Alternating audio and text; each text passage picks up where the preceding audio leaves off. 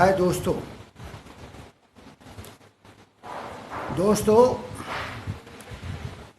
हमारे देश में जैसे जैसे विज्ञान आगे बढ़ता जा रहा है, साइंस आगे बढ़ती जा रही है, टेक्नोलॉजी आगे बढ़ती जा रही है, वैसे ब्राह्मणों की पोल पट्टी भी खुलती जा रही है। लेकिन ब्राह्मण इतने निर्लज और बेशर्म हैं कि सच्चाई जानने के बाद भी, सच्चाई से अवगत होने के बाद भी ये बहकाने से बाज नहीं आते। लोगों को गलत गलत कथाएं कहकर, गलत गलत किस्से कहानियां कहकर भ्रमित करते रहते हैं। एक उदाहरण अभी देखिए कि अयोध्या में जिसको ब्राह्मण राम जन्मभूमि कहते हुए प्रचारित कर रहे थे, वहाँ पर हालांकि जिस समय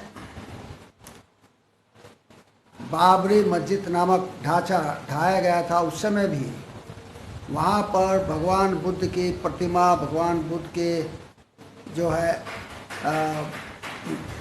कई तरह की वस्तुएं प्राप्त हुई थी, जिसको ब्राह्मणों ने सार्वजनिक नहीं किया था, लोगों को दिखाया नहीं था, प्रेस को नहीं दिखाया था।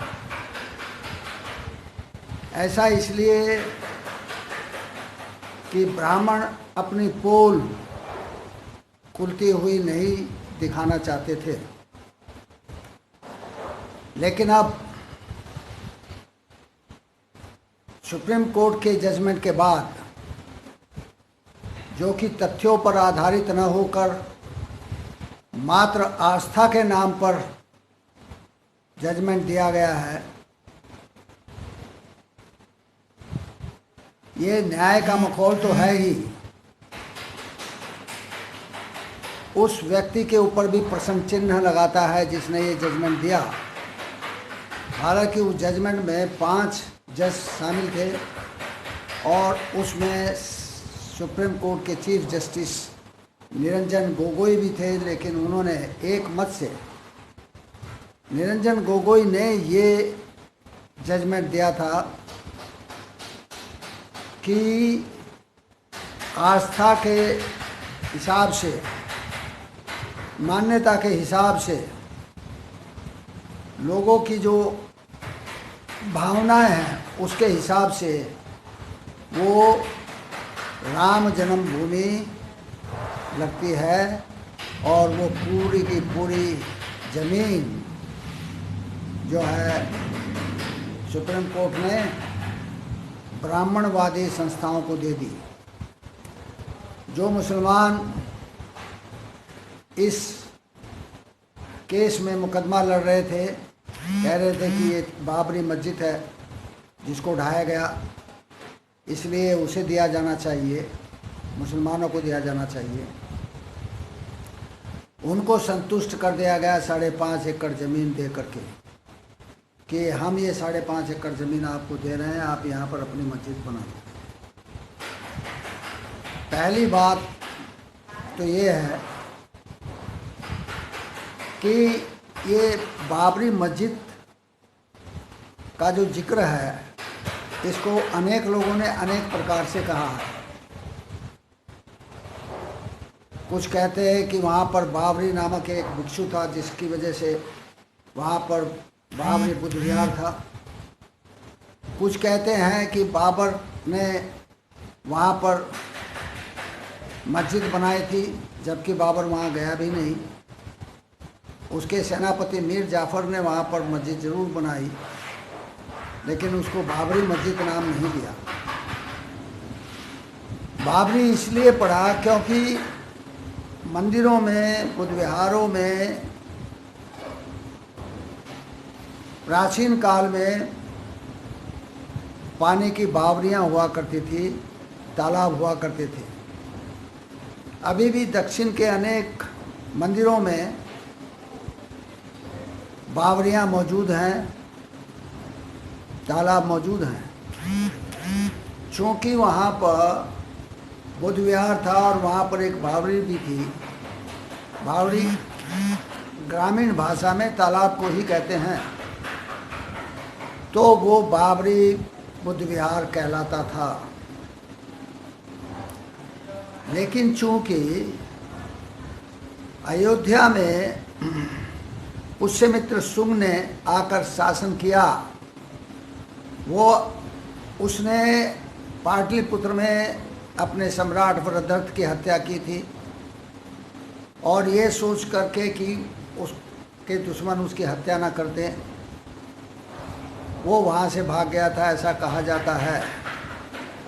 लेकिन दरअसल में मिनांडर ने उसको पराजित किया था, जिसको भारतीय भाषा में मिलिंद कहते हैं, और जो एक यूनानी सम्राट था जिसने बौद्ध धर्म ग्रहण कर लिया था और वो पेशावर के पास अफ़गानिस्तान के बहुत बड़े भूभाग पर शासन करता था, एक बौद्ध सम्राट था। जब उसे पता चला कि पुष्यमित्र शुंग ने वृद्धर्थ की हत्या कर दी, तो उसने उस पर चढ़ाई की, लेकिन पुष्यमित्र शुंग लड़ाई युद्ध भूमि से भाग खड़ा हुआ। उसके बाद वो अनेक जगह से होते हुए उज्जैन गया और वहाँ पर जैनियों के सानिध्य में रहा और धीरे धीरे उसने अपनी शक्ति अर्जित की, अपनी सेना बनाई और उसने साकेत पर कब्जा कर लिया, क्योंकि वहाँ पर किसी का शासन नहीं था, वो बिना शासक की जगह थी। और वहाँ उसने अयोध्या नाम दिया उसको, बिना युद्ध के प्राप्त राजधानी, और वहाँ से उसने शासन करा। लेकिन वो जीवन भर सेनापति ही रहा, वो राजा की पदवी नहीं प्राप्त कर सका, क्योंकि जनमानस में आक्रोश था कि सम्राट अशोक जो कि बौद्धिस्ट था, बौद्ध था, उसकी हत्या पुष्यमित्र शुंग ने की। इसलिए सारी जिंदगी वो सेनापति रहा, अपने आप को राजा या सम्राट नहीं कहला पाया। तो उसको महिमामंडित करने के लिए ब्राह्मण वहाँ पर राम मंदिर बनाना चाहते हैं, और इसलिए वो इसके लिए बहुत ही अधिक आंदोलित है। वो समझते हैं कि इस पुष्यमित्र शुंग के रूप में ही राम को रामायण में दर्शाया गया है, इसलिए वहाँ पर एक भव्य राम मंदिर बनना चाहिए, यानी कि एक ब्राह्मणों का वर्चस्व कायम होना चाहिए, ब्राह्मणी ऐश्वर्य को पुनर्जीवित किया जाना चाहिए। इसलिए वहाँ पर राम के रूप में कई तरह की कहानियाँ घड़ी गई, कई तरह की किंवदंतियाँ घड़ी गई, कई तरह की कथाएँ घड़ी गई। और चूँकि अंग्रेज़ों के जाने के बाद शासन ब्राह्मणों के हाथ में आ गया, चाहे वो कांग्रेस हो या कोई और हो, कांग्रेस ने भी उस विवादित ज़मीन को ब्राह्मणों को सौंपने में अहम किरदार निभाया। और अब सुप्रीम कोर्ट के जजमेंट के बाद उत्तर प्रदेश के मुख्यमंत्री योगी आदित्यनाथ कोरोना में लॉकडाउन के समय वहाँ पर जा कर के वहाँ भूमि का समतलीकरण करने की शुरुआत करते हैं, जबकि केंद्र से ये स्पष्ट निर्देश था कि किसी प्रकार की भी निर्माण गतिविधि इस दौरान नहीं होगी, लॉकडाउन के दौरान नहीं होगी। चूँकि भाजपा अनुशासन को नहीं मानती है, क्योंकि भाजपा कानून को नहीं मानती है, क्योंकि भाजपा केंद्रीय सत्ता के निर्देश को नहीं मानती है और अपनी हठधर्मी करती है, इसलिए उसने लॉकडाउन के दौरान वहाँ समतलीकरण का कार्य किया। और वहाँ पर पता चला कि बुद्ध विहार के साथ साथ वहाँ पर एक बुद्ध स्तूप भी था, जो सम्राट अशोक द्वारा बनाया गया था। उसी स्तूप के कुछ अंग, कुछ खंड,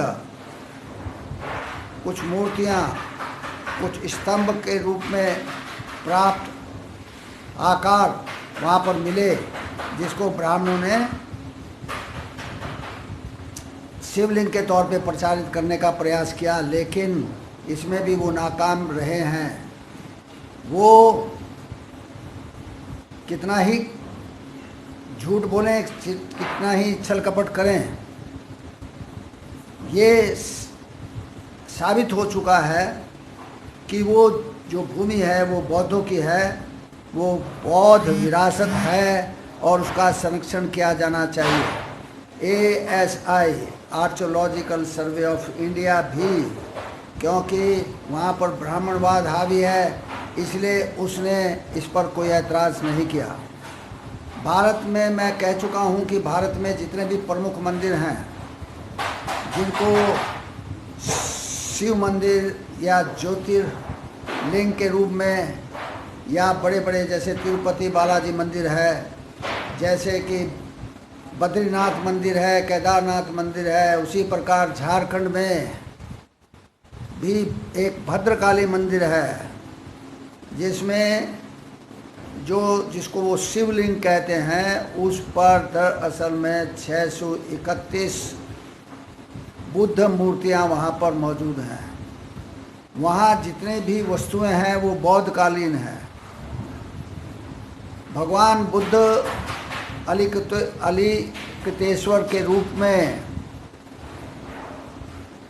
काफ़ी प्रसारित हैं, बौद्धों में मान्यता है, और इसी रूप में उनकी कई जगह पूजा भी होती है।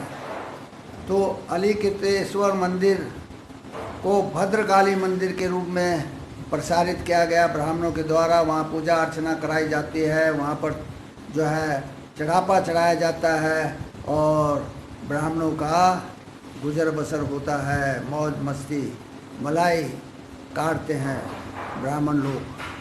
तो दोस्तों, अगर चुप रहे तो आपका इतिहास मिटा दिया जाएगा, इसलिए जागो, उठो, संघर्ष के लिए तैयार हो जाओ और अपनी संपदा को बचाओ। अयोध्या में एक बौद्धों का ही एक संगठन बुद्धा इंटरनेशनल के रूप में इस लड़ाई को लड़ने के लिए आगे आया है, उसका साथ दिया जाना चाहिए, उनको सहयोग किया जाना चाहिए, धन से और बल से भी। तो मेरा सभी बौद्धों से आग्रह है, सभी SC ST OBC के लोगों से आग्रह है कि वो अपने आँखों पर, अपने दिमाग पर जो ब्राह्मणी पर्दा पड़ा हुआ है उसको हटाएं और सच्चाई को जानें और सच्चाई के लिए आगे आएं। जय भीम, नमो बुद्धाय। आपका मंगल हो, आपका कल्याण हो।